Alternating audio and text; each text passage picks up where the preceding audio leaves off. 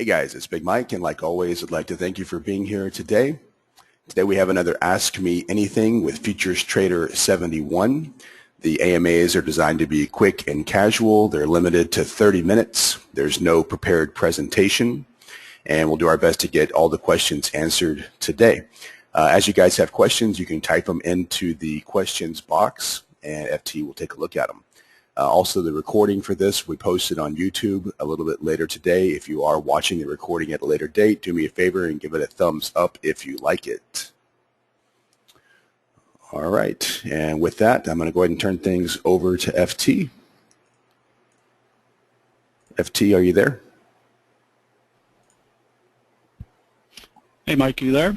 I'm here. How you doing, man? Okay, it cut off while you were switching over. Oh, sorry. Hello, everyone. Let me start by saying that derivatives trading involves substantial risk and is not suitable for all investors. Past performance is not indicative of future results. What questions do we have today? Let's see. We've got a few already. So Option Profit has a long question, a three-part question. Let's see if we can do this.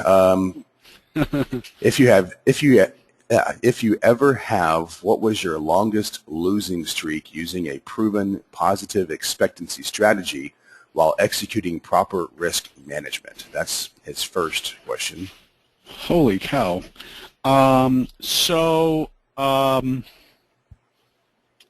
not a systematic trader, so I can't say. The only way I know I have a positive expectancy is because of my trading record as a trader. So I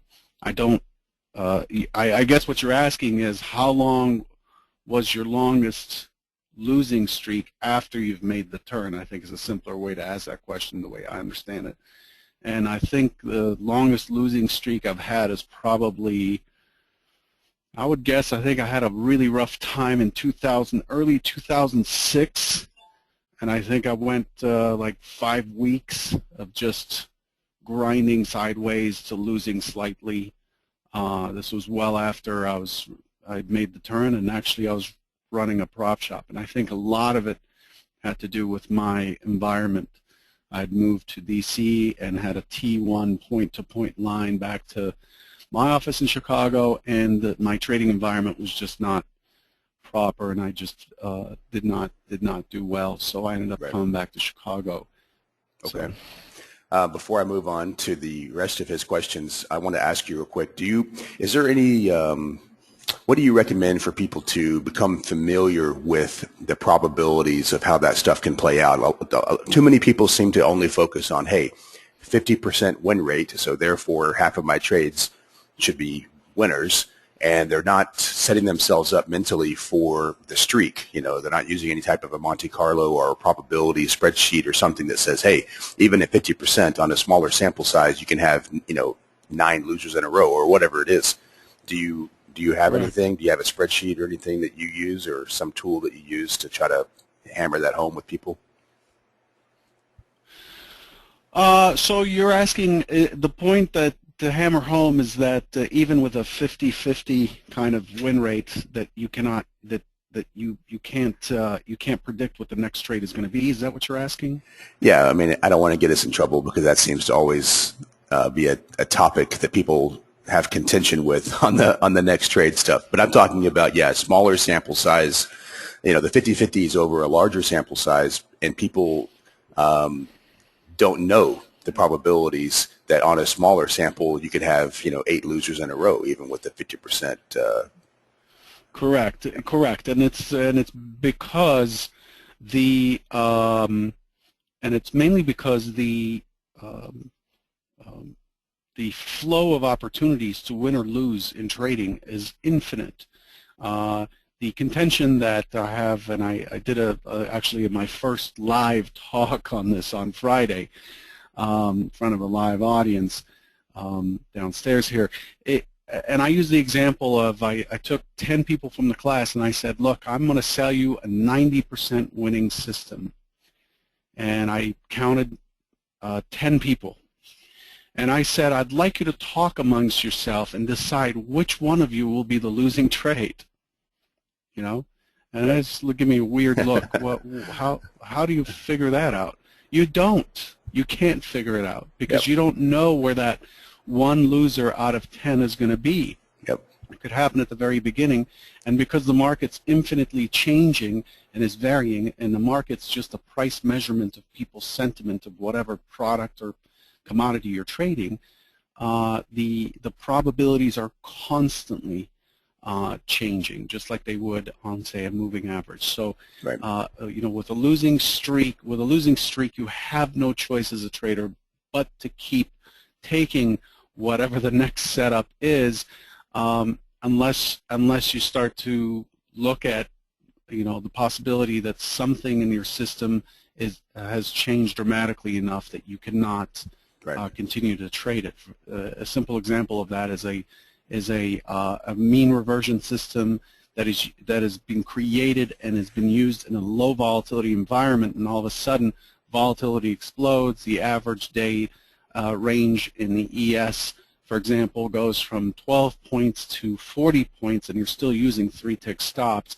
That's a system that's going to, you know, cause death by 1,000 cuts. And you have to. This is why I teach context. Context is so important. You have to look at the big picture. So the remaining two questions from Option Profit were on this losing streak. How did it affect your psychology and confidence going forward to the next trade? And then, was there any important takeaways that impacted your trading in a positive way after that? Really good question. So it has a tremendous negative impact on your confidence. This is true for anybody that is in a performance environment. If you're a pitcher, you know, a baseball pitcher, and you have a great record and you get this awesome contract and you have endorsements and stuff, and then all of a sudden, you know, your pitching goes to hell, and with every pitch, you're getting closer and closer to disaster. I don't care who you are, it's going to impact you. Now, this same issue presents itself at the very beginning when people are learning to trade. They're dealing with that exact issue. As your confidence goes down, your emotional capital, your confidence level goes down, the void is filled with fear. Fear goes up, and fear causes all kinds of hesitation, overthinking, and things like that. The only thing that could save you in that situation is to be clear about what you're doing and to be comfortable with what you're doing and to just take the next trade while limiting your risks. So that's what I did. I hit a streak, a terrible streak. It just felt like all of a sudden I just could not trade anymore, whereas on a consistent basis I would go months without having a single losing day. And it basically brought me back to, okay, where am I with my plan? That's where a journal, keeping an electronic journal or a long-term journal is so key. And I had lapsed and didn't do that for like 2 years. Keeping a journal just helps you go back to regaining the mindset you had when you were doing well. The market does change, but it does not change so quickly that all of a sudden, you know, it puts you out of business. It's rare that it does that. So that's what I did. And then the takeaways were to be diligent about keeping a record, keeping a journal, and keeping performance metrics on your trading and how things are going. That's why we have the trade analyzer and so forth to keep track of how much heat you're taking and all that stuff. It's very, very important because that's what you fall back on when things get wacky. Right. Pavel asking if you have recommendations for learning market profile in the way of books. He says, is Mind Over Markets enough, or should he also read Markets and Profile?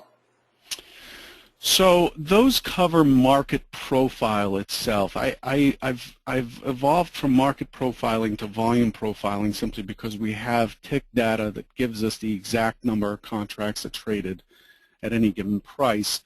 I started with Mind Over Markets and Peter Stadelmeyer's book. I would suggest Mind Over Markets, But really, I think at the first 3 chapters, and then I found the rest of it is just a massive snoozer. It was just really boring. Markets and profile is okay. It's an improvement, but it's not a huge thing.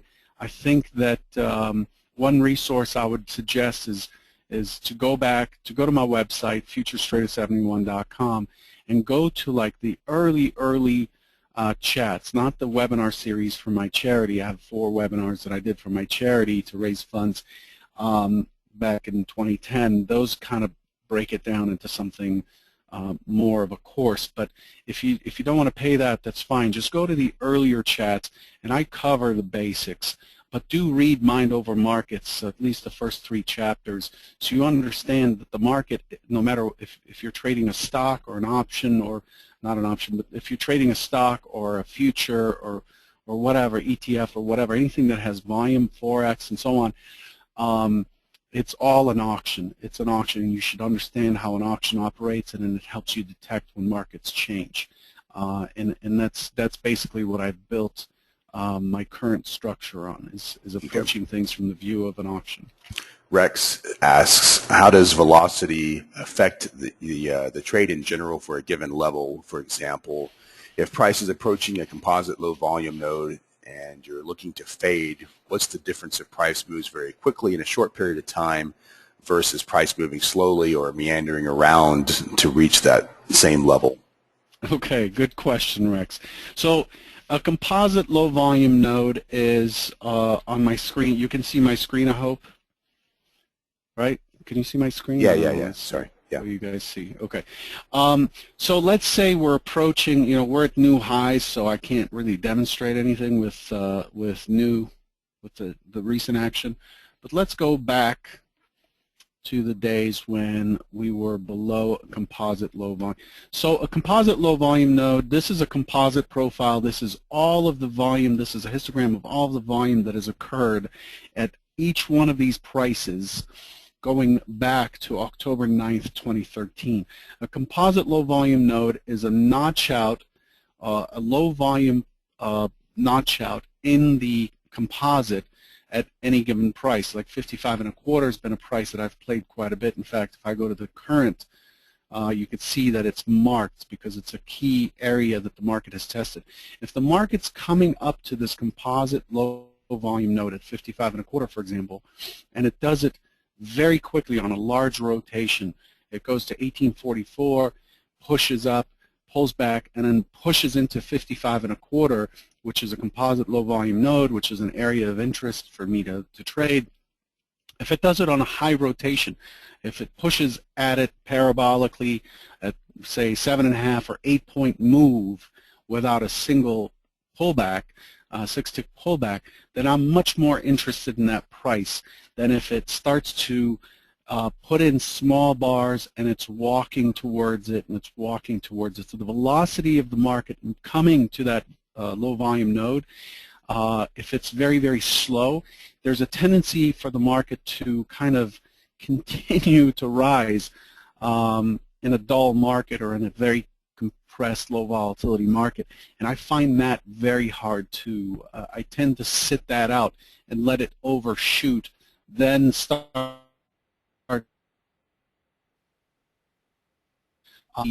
or high velocity to that level in one big rotation.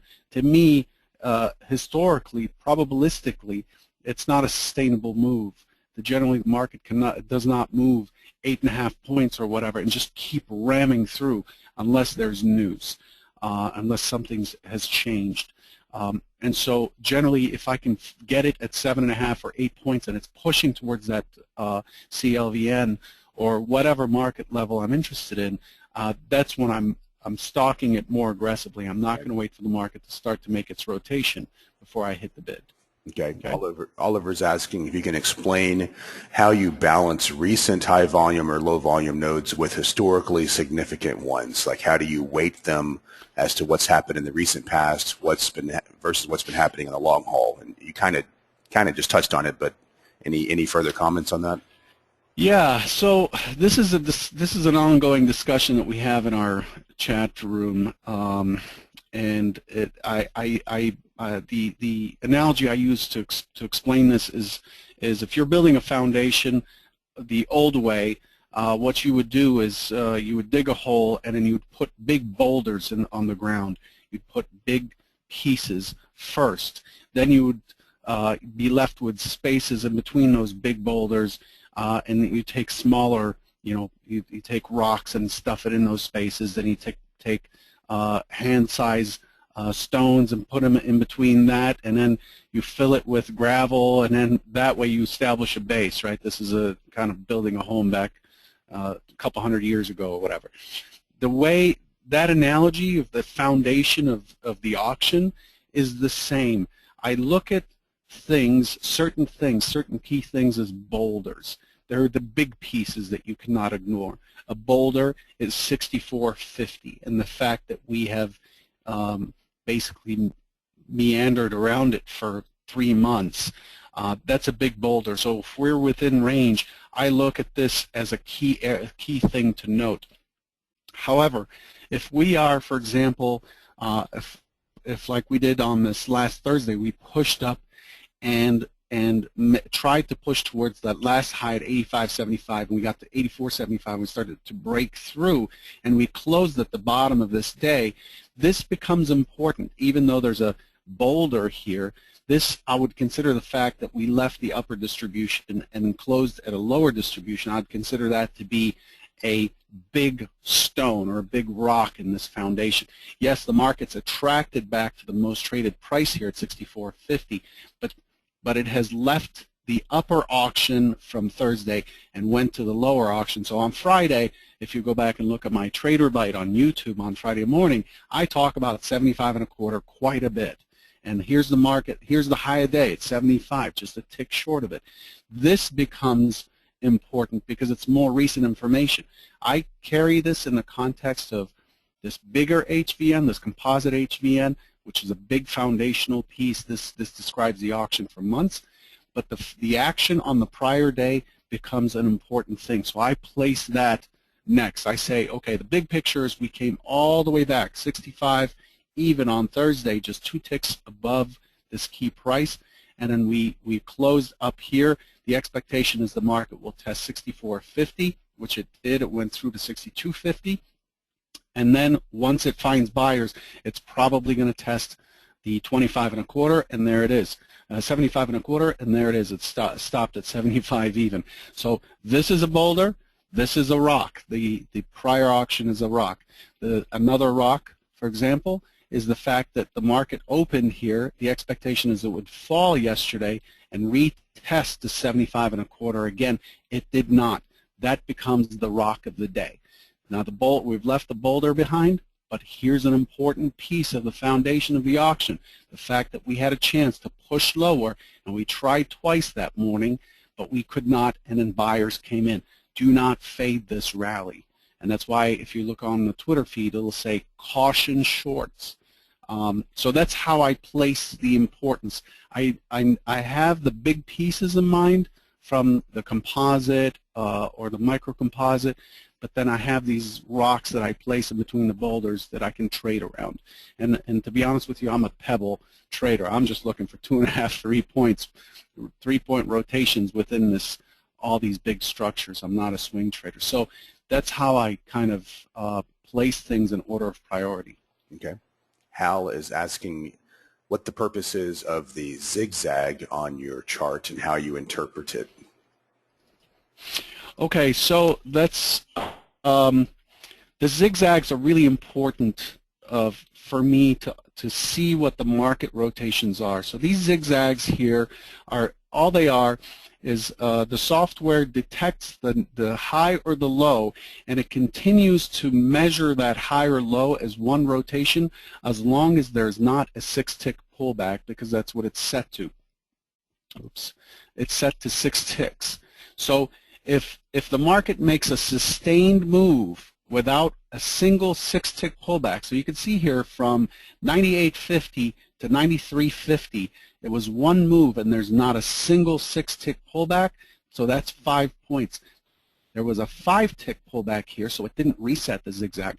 And how I use this is to measure how the auction is moving from the buyers to the sellers. So if I see this and I see that, okay, the early move was 1.5 down, 2.5 points up, 2.5 points down. Oh, you know, this might drop here. It's equal. This rotation down is higher than the 1.5 early, but then we got a 3.5 point rotation up. That tells me that there's more aggression on the buy side.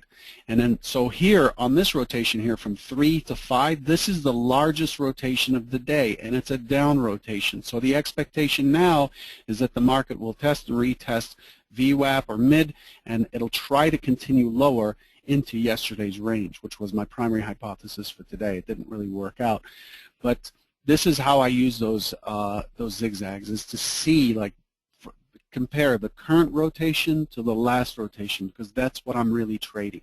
I'm trading those rotations. I'm studying and trading those rotations. And I know that the standard rotation for the ES is somewhere between 2.5 and 3 points. And when I see a 5-point rotation, that means that a bigger time frame player has just stepped in and pushed the market in a single direction, probably, because this is an abnormal rotation. So now the short side's got my attention based on today's action, okay? All right. LW asking, or says that last night you sent a tweet saying you're going to go risk off. Can you elaborate on that? Yeah, I was up looking at just longer term charts to see if it's time for risk to come off on long-term investments, on long-term positions. You know, this market's been running up and up and up and up with very, very shallow pullbacks, but I'm seeing a lot of anomalies to the way it's making these new highs. One I covered in today's Trader Bite in the morning, where we made this almost parabolic high here overnight yesterday and through yesterday's session, yet the delta, the volume delta, which is the sum of trades at the offer, you know, people buying at the offer minus people selling at the bid, this continues to drop. In other words, the market's moving up, but it's doing so on less aggressive buying. And then among other things, you know, the fact that we've been in this balance zone since February 14th, and then we finally break the high of this balance zone at 92.25, and we broke it by 4 ticks yesterday. There were no stop runs. There was no new interest in buying. I did not see a spike in the delta. Look at the delta here. The best it could do is 25,000 contracts buying more than selling yesterday. To me, that's kind of troubling. And we're approaching 1900, so I started to look at long-term positions and looking at where I want to reduce some of the risk, to take some risk off. I think the bull market's still healthy and it's still intact, but if you're holding long-term positions and you can scale out, this is what I was looking into. Terry says, what qualities do you look for in prop traders? So the key quality is competitiveness. So after vetting through a bunch of people and after trying to train floor traders and so forth, I discovered that the key thing to look for is somebody who has almost like a primal aggression, like they're competitive, but also knows that about themselves. And the people who know this best are athletes. Athletes are very intuitive, especially competitive athletes, seeded tennis players, somebody who played college basketball or lacrosse or football. Football I didn't back any. That's too much aggression for me. But those kinds of people where you know you can push and be primal in your behavior and be aggressive in your behavior when the situation warrants it, but you know that about yourself and are able to be disciplined and to follow a plan, follow a strategy when it's in front of you. That's so key, because the hardest part about trading is not teaching you about the auction. It's not telling you how to use a charting system or how to click to buy or sell or to use an indicator or whatever. That's where most people concentrate their effort, is on knowledge, gaining knowledge about the market and about their software. That's, in my opinion, that is not where the results come from.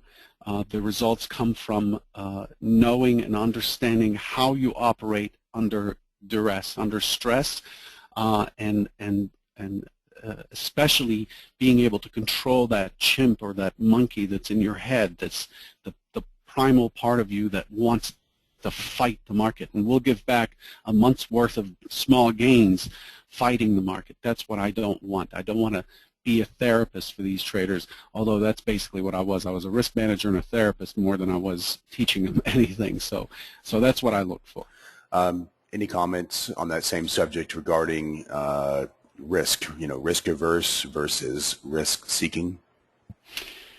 Risk averse versus risk seeking is a gosh, that's such an awesome subject. People think, hey, I'm risk averse. I'm a dentist and I've always been conservative with my practice and I've always been. No, you have both. You are risk seeking and risk averse depending on what charge you have towards the activity.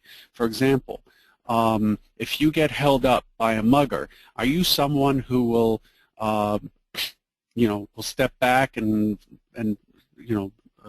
shiver at the knees and hand over your wallet, or are you someone who will hand over his wallet but look for an opportunity to punch a guy in the face? And people change. So as you get more confident, the first thing I'm going to tell you is watch your risk, because as you get more confident, you start to see some sort of results for your effort. The first thing that's going to happen, in most cases that I've noticed, is that you start to become risk-seeking. You start to bend your rules. You start to want to trade more size when you're not prepared to do that, things like that. But if you've gotten damaged through losses, excessive losses, losing control, or not following your plan, or surprising yourself, or not exercising your discipline, then what's likely to happen is you'll become more and more risk-averse, which means there's more fear in your trading. So we go back and forth depending on not only the activity, but depending on our relationship with that activity and what kind of an emotion does it trigger within us. Yeah, I think that's actually a contender for a really good webinar one day, maybe, is risk averse versus risk seeking, because people, it's very hard to be in the middle. Yeah. They seem to go from one extreme to the other, and it has really dramatic effect on your trading. Yeah, exactly. Peter says, or asked the question, are you familiar with market delta, and how would you compare and contrast it with Investor RT that you're using? Okay, so I've used market delta. I used it for about a year, and it's, when I first came on Twitter about 5 years ago, I was actually using market delta. I've known Trevor since '03, I think. The thing with market delta is it's a really great piece of software. Market delta is built on the same engine as Investor RT. They're fundamentally the same product, but market delta is enabled for the footprint and several other things that Investor RT does not have in it. It's probably a matter of some white labeling and a switch being turned on or off for market delta. The reason I stopped using market delta and I went back to Investor RT is because I felt that market delta, people were getting market delta just by seeing my charts and stuff, and I felt that it was too much information. So market delta is great for when you've got your charts set up and you're technically aware and are doing okay already, and you want to enhance your entries or your look at the market by looking at footprints and things like that. It's great for that. But for me, it was too much information. This is my personal opinion. It was just far too much information, and I'm getting that information from the dome. So if I'm stalking to get short right here, I can see and feel, just by having watched the dome for years and years and years, I can see and feel which side is more aggressive. I don't need to see green and red boxes to tell me that. And what I've noticed is that people who've tried to use it, who are struggling or trying to learn to trade, we're getting caught up in all the different numbers and the colors and all that stuff, as opposed to focusing on execution, where it all so the plan gets thrown out because they see a delta divergence on the footprint, and they, even though they've been telling themselves to go long, they see a delta divergence and they want to get short because of the numbers that they see. And so I stopped using it and I went back to Investor RT, basically the same charts, just without the footprint. They're both great pieces of software. Investor RT is a lot less expensive, but I don't use the footprint in my trading. Some people find it useful, some people don't. It's just a personal opinion. Okay. Let's take one final question. Rex says he has an alert for the bond market, the 20-year, and when he hears new high bonds continually, he interprets it as risk off, and hence money coming out of the stock market and into the bond market, or vice versa. Do you pay attention to this and its relationship with the ES or other indices, and if so, in what way? So I have the same alerts. I have day alerts on across many different products, crude, gold, bunch of different things, including bonds. You're assuming that the correlation is consistent, and it's not. So you could have new high bonds, new high bonds, new high bonds, new high bonds going on for minutes and minutes at a time, and the ES will just sit there sideways, not move. And the reason being, though, if you plot the correlation between those two products, and most software can, you could just plot one instrument over another and see how they're correlated. There are many things that could cause a bond to make new highs. I could be buying bonds in the futures and selling to hedge options and selling options. I could be buying bonds and selling TLT. I could be, so trading across products is not something I'd recommend, although that's how I started my career, is comparing different products and then going with the one that has not responded to a move yet. Just made a lot of money doing that, but that's not something that the markets are much better arbed now, arbitraged, and those opportunities don't show themselves very often. Like, seeing the Russell sell off hard and then selling the ES, you better be willing to sit through it for a while before the ES can respond. And what you'll find out is the ES will sit there, the Russell will sell off and make new lows, then the Russell will come back, and then the ES will start moving up with the Russell moving up. So trading across products is a very challenging way to trade, because it doesn't have a deep contextual justification for why that trade should go on. So I'd caution you, if you're using one market, especially a treasury against an index, you're liable to get caught in a lot of crazy upside down kind of trading. Correlation is not causation. Yeah, exactly. Yeah. Okay. Exactly. All right, guys. So that's 30 minutes. So FT, as usual, I appreciate your time today. And guys, I'll post the recording on YouTube here a little bit later today. Also, I think this is the last AMA. We're going to skip the 1-2 weeks from now because I got a busy schedule, and FT is going to be doing a special webinar for us just a little bit after that for part of our 5-year anniversary on BMT. But if you did not get your question answered today, you can still use the AMA thread on BMT and post it there, and he'll take a look at it as soon as he can. Also, I just want to mention that since it is our 5-year, we have some really great stuff this year. As always, I've tried really hard. So this year we have, of course, Morad himself coming for a great webinar. We also have Linda Bradford-Raschke. She's here on Thursday of this week. And we even have Dr. Brett Steenbarger for the first time coming in a couple weeks, and John Ellers as well. So some really great webinars coming up for the 5 years, so if you guys can join. All right, guys. Cool. Thanks for having me on, Mike. Yeah, thanks, FT. See you later. Bye.